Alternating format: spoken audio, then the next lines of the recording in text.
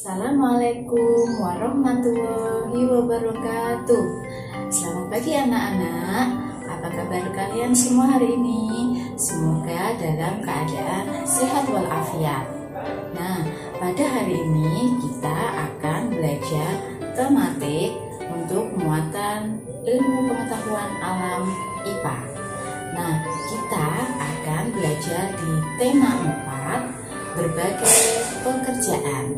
Subtema 3, pekerjaan orang tuaku.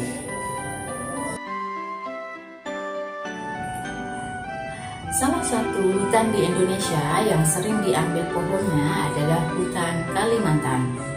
Dahulu, hutan Kalimantan sangat lebat dan merupakan paru-paru dunia atau penghasil oksigen terbesar. Nah, akan tetapi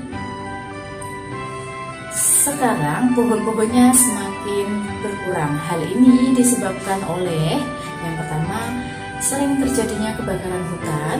Yang kedua, terjadinya penebangan hutan secara terus-menerus. Dan yang ketiga, banyak sekali hutan yang beralih fungsi menjadi pertanian, menjadi perkebunan, dan sekarang beralih menjadi pemukiman penduduk. Nah, kita akan belajar di pembelajaran 1 untuk tema 4 dan subtema 3, yakni dampak eksploitasi hutan yang berlebihan. Nah, apa saja dampaknya?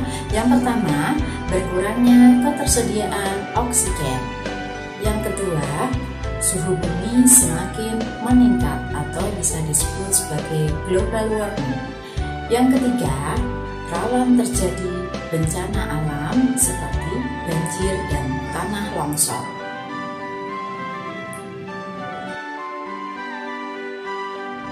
Sekarang kita masuk di pembelajaran ketiga untuk tema 4 dan subtema 3. Pembelajaran ketiga kali ini kita akan belajar mengenai pengolahan sampah dan barang bekas.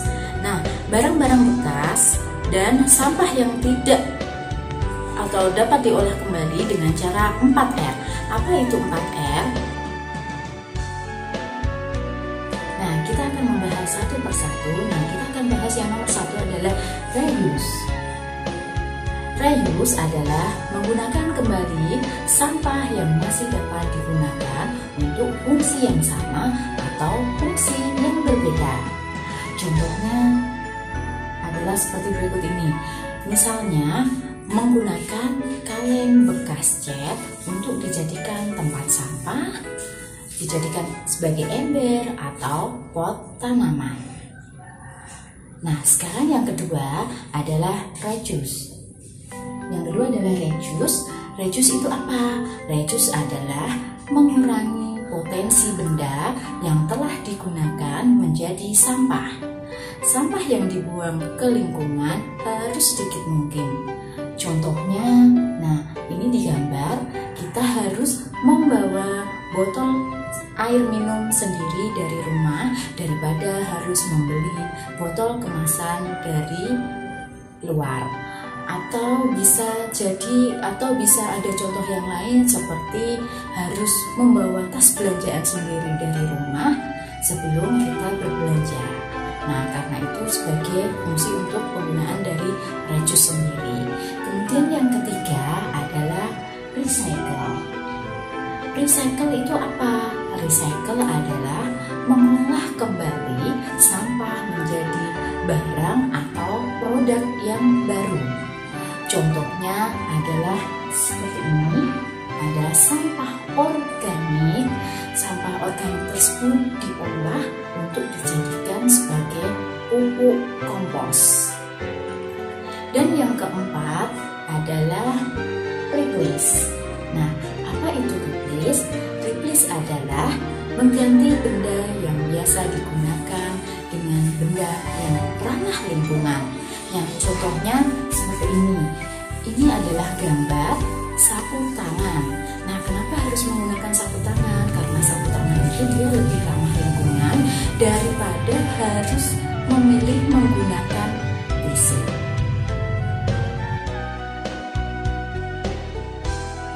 Nah, untuk selanjutnya kita akan membahas sifat-sifat cahaya. Nah, sifat-sifat cahaya itu ada 4. Nah, yang harus kalian pelajari, apa sih sifat-sifat cahaya itu? Yang pertama, sifat cahaya merambat lurus. Yang kedua, dapat menembus benda bening. Yang ketiga, dapat dipantulkan. Yang keempat, cahaya dapat dibiaskan atau dibelokkan. Nah, dari sifat-sifat cahaya itu tadi, dari keempat tadi, kita akan bahas satu persatu melalui percobaan untuk membuktikan sifat-sifat cahaya per poinnya atau per indikatornya. Yang pertama, percobaan sifat-sifat cahaya seperti merambat lurus. Nah, dari sini kita akan melihat gambar.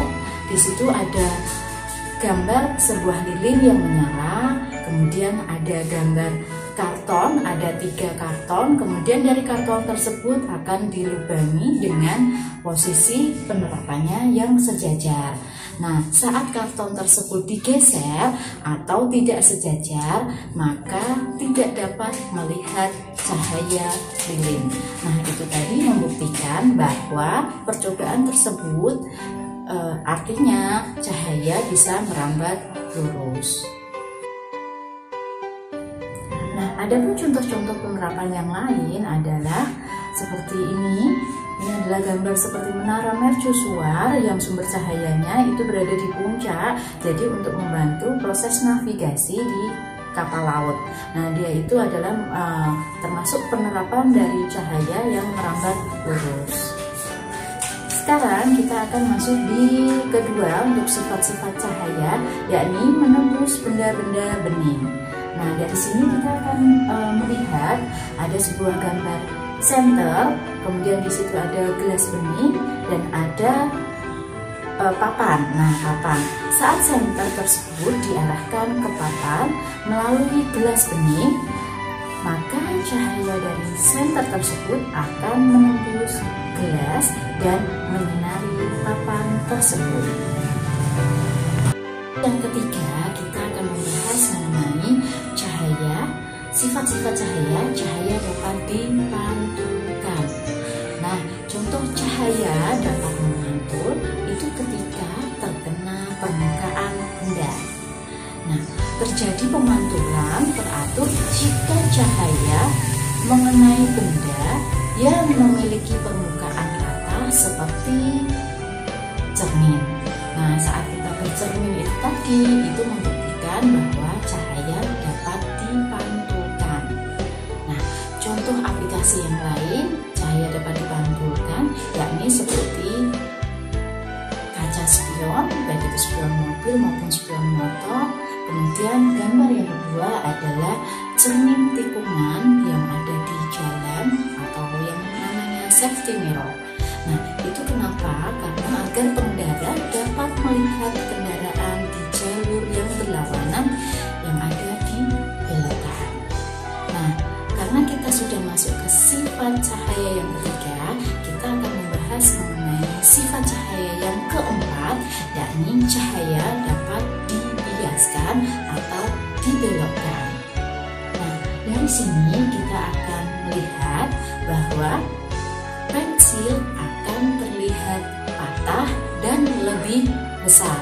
Nah, itu merupakan contoh cahaya dapat dibiaskan atau dibelokkan ketika pensil tersebut dicelupkan ke dalam air. Nah, dari penjelasan yang Ibu jelaskan tadi, kita sudah membahas banyak sekali materi hari ini ya, yakni ulasan yang sudah kita bahas. Yang pertama adalah dampak mengenai eksploitasi hutan, yang kedua mengenai pengolahan sampah dan barang bekas, yang ketiga penerapan sifat-sifat cahaya. Nah, dari ulasan tersebut yang sudah dijelaskan, semoga bisa menambah ilmu yang bisa diterapkan dalam kehidupan sehari-hari. Nah, demikian kita akhiri pembelajaran pada kali ini. Wassalamualaikum warahmatullahi wabarakatuh. Min Salatiga, cerdas, mandiri, berakhlak mulia. Dadah.